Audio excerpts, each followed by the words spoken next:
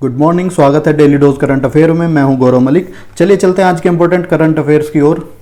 इससे पहले अगर आपने हमारे चैनल को सब्सक्राइब नहीं किया है तो चैनल को सब्सक्राइब कर लीजिए और साथ ही बेल आइकन को दबा लीजिए ताकि आपको हमारी वीडियो का नोटिफिकेशन मिलता रहे।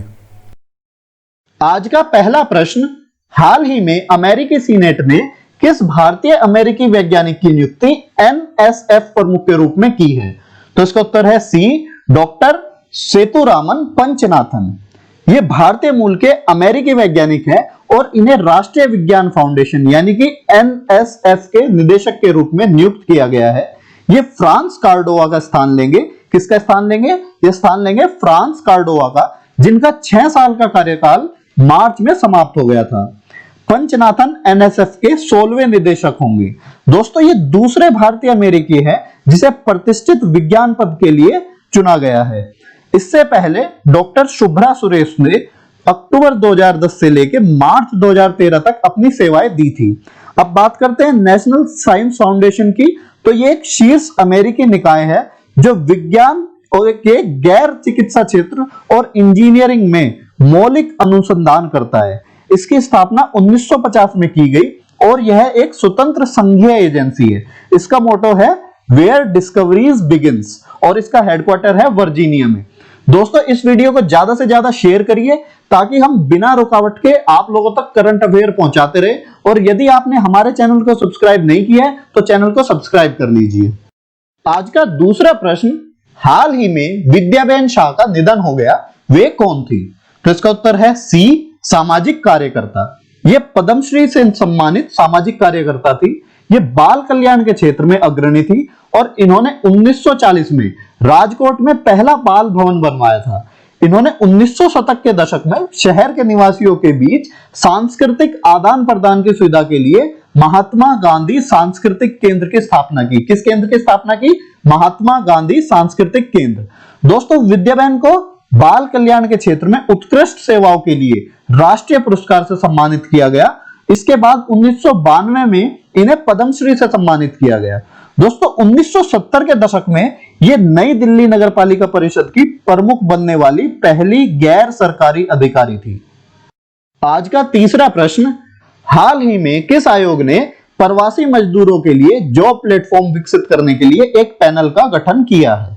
तो इसका उत्तर है ए, नीति आयोग। इस पैनल में गूगल, माइक्रोसॉफ्ट और टेक महिंद्रा जैसी तकनीकी कंपनियों के शीर्ष अधिकारी शामिल हैं। दोस्तों, यह प्लेटफॉर्म लॉकडाउन की अवधि के दौरान नौकरी खोने वाले प्रवासी कामगारों को ध्यान में रखते हुए बनाया गया है। इस प्लेटफॉर्म का मुख्य उद्देश्य एक ऐसा प्लेटफॉर्म विकसित करना है जो ब्लू कॉलर श्रमिकों को अपनी भाषा और क्षेत्र में नौकरी के अवसर खोजने में मदद करेगा। यह एक बहुभाषी यानी कि मल्टीलिंगुअल प्लेटफॉर्म होगा। इस पैनल में कौन कौन होंगे? इस पैनल में होंगे रिलायंस इंडस्ट्रीज के अध्यक्ष किरण थॉमस, माइक्रोसॉफ्ट इंडिया के अध्यक्ष अनंत माहेश्वरी, टेक महिंद्रा के एमडी और CEO CP Gurnani, Google India के कंट्री मैनेजर और उपाध्यक्ष संजय गुप्ता, भारती एयरटेल के सीईओ गोपाल विमल, ये सब इसमें शामिल है। अब बात करते हैं नीति आयोग की। तो इसका मुख्यालय है नई दिल्ली में। इसके अध्यक्ष है नरेंद्र मोदी, इसके सीईओ है अमिताभ कांत और इसके उपाध्यक्ष है राजीव कुमार। आज का चौथा प्रश्न, हाल ही में राजिंदर गोयल का निधन हो गया, वे किस खेल से संबंधित थे? तो ये संबंधित थे क्रिकेट से। ये पूर्व बाएं हाथ के स्पिनर थे। इन्होंने 157 प्रथम श्रेणी के मैच खेले हैं जिसमें अधिकांश हरियाणा के लिए थे। इन्होंने रणजी ट्रॉफी में कई विकेटों का रिकॉर्ड अपने नाम किया है। दोस्तों, 2017 में बीसीसीआई ने राजिंदर गोयल को CK Naidu lifetime achievement award से सम्मानित किया। किस अवार्ड से सम्मानित किया? CK Naidu lifetime achievement award से सम्मानित किया। राजिंदर गोयल ने बीसीसीआई की राष्ट्रीय जूनियर चयन समिति के अध्यक्ष और हरियाणा चयन समिति के अध्यक्ष के रूप में कार्य किया। अब बात करते हैं बीसीसीआई की। तो इसका मुख्यालय है मुंबई में और इसके वर्तमान में अध्यक्ष है सौरव गांगुली। आज का पांचवा प्रश्न, हाल ही में जिबूती को हराकर किस देश ने संयुक्त राष्ट्र सुरक्षा परिषद में अफ्रीकी सीट जीती है? तो इसका उत्तर है ए, केनिया। केनिया को 129 और जिबूती को 62 वोट मिले थे। सुरक्षा परिषद में केनिया साउथ अफ्रीका की जगह लेगा। दोस्तों, अब बात करते हैं जिबूती की। तो ये है मैप में जिबूती, ये हॉर्न ऑफ अफ्रीका पर स्थित है और एक पूर्वी अफ्रीकन देश है। इसकी कैपिटल भी है जिबूती और इसकी आधिकारिक भाषा है फ्रेंच और अरेबिक। इसमें सोमाली और अफार भाषा भी बोली जाती है जो राष्ट्रीय महत्व की भाषा है। इसके प्रेसिडेंट है इस्माइल आमिर गुले। इस्माइल आमिर गुले को 2019 में पद्म विभूषण दिया गया था। इसके पीएम है अब्दुल कादर कामिल मोहम्मद। यह देश पहले फ्रांस के अधीन था।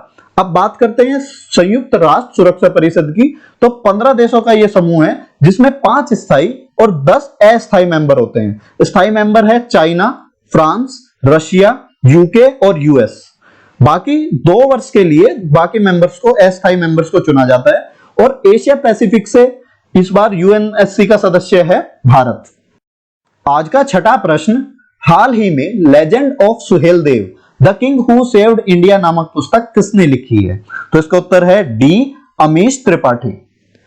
इस पुस्तक में 11वीं शताब्दी की कहानी दर्शाई गई है जिसमें महमूद गजनी के आक्रमण से भारत को बचाने का जिक्र है।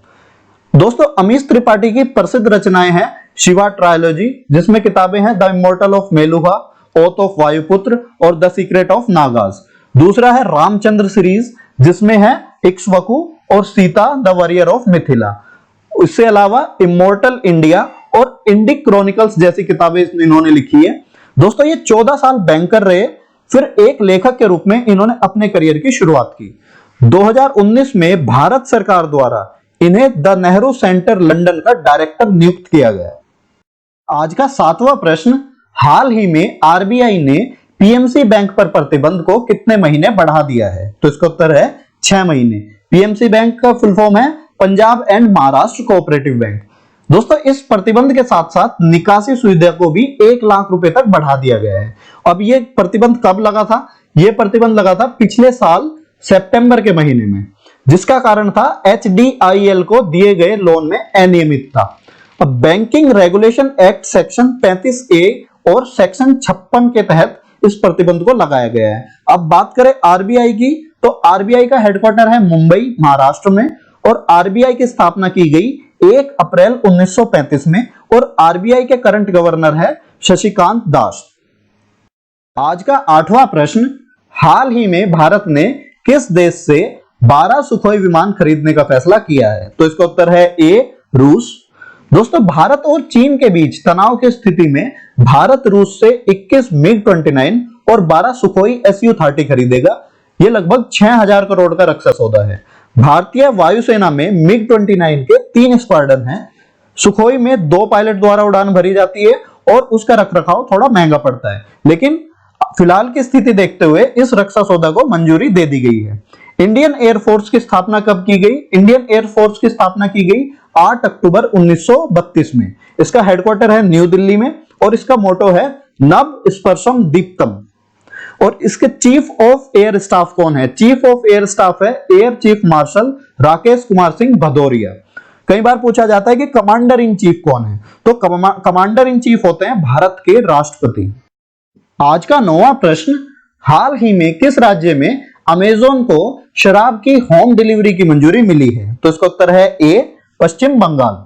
अमेरिकी कंपनी अमेज़न और अलीबाबा द्वारा समर्थित कंपनी बिग बास्केट दोनों को पश्चिम बंगाल में शराब की होम डिलीवरी की मंजूरी मिली है। कौन कौन सी 2 कंपनी है? अमेज़न और बिग बास्केट।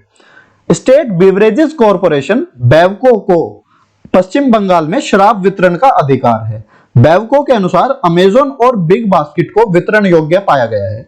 साथ ही बेवको ने एक वेबसाइट भी लॉन्च की है जिसमें 21 साल से अधिक उम्र के नागरिक खुद को रजिस्टर कर सकते हैं और ऑनलाइन ऑर्डर कर सकते हैं। अब बात करते हैं पश्चिम बंगाल की। यह है मैप में पश्चिम बंगाल। इसकी कैपिटल है कोलकाता और इसके अभी गवर्नर है जगदीप धनखड़ और इसकी मुख्यमंत्री है ममता बनर्जी। अभी पश्चिम बंगाल में ही एक तूफान आया था जिसका नाम था अम्फान और यह कैटेगरी 5 हरिकेन था। आज का 10वां प्रश्न, हाल ही में किस देश ने बांग्लादेश से निर्यात के 97% उत्पादों पर ट्रैफिक छूट की पेशकश की है? तो इसका उत्तर है बी, चीन। यह घोषणा बांग्लादेश के विदेश मंत्रालय द्वारा की गई। इस घोषणा के बाद बांग्लादेश से निर्यात होने वाले 8256 उत्पाद इस श्रेणी में आएंगे और ये 1 जुलाई से लागू होगा। दोस्तों, एशियन अफ्रीकन कॉन्फ्रेंस जो कि इंडोनेशिया में हुई थी। इसमें चीन के प्रधानमंत्री शी जिनपिंग ने घोषणा की थी कि निम्न विकसित देशों को 1 साल के अंदर 97% आयात पर छूट देगा। इस राहत से बांग्लादेश को कोविड-19 के कारण पड़े आर्थिक प्रभाव से उभरने में मदद मिलेगी। अब बात करते हैं चाइना की। ये है मैप में चाइना, जिसकी करेंसी है रेनमिनबी, जिसकी कैपिटल है बीजिंग और प्रेसिडेंट है शी जिनपिंग। बात करें बांग्लादेश की तो बांग्लादेश की कैपिटल है ढाका, आधिकारिक भाषा है बंगाली, पीएम है शेख हसीना और प्रेसिडेंट है अब्दुल हमीद। अब बारी है कल पूछे गए प्रश्न की। कल आपसे पूछा गया था फादर्स डे कब मनाया जाता है, तो इसका उत्तर है बी, जून का तीसरा रविवार यानी कि 3rd संडे ऑफ जून।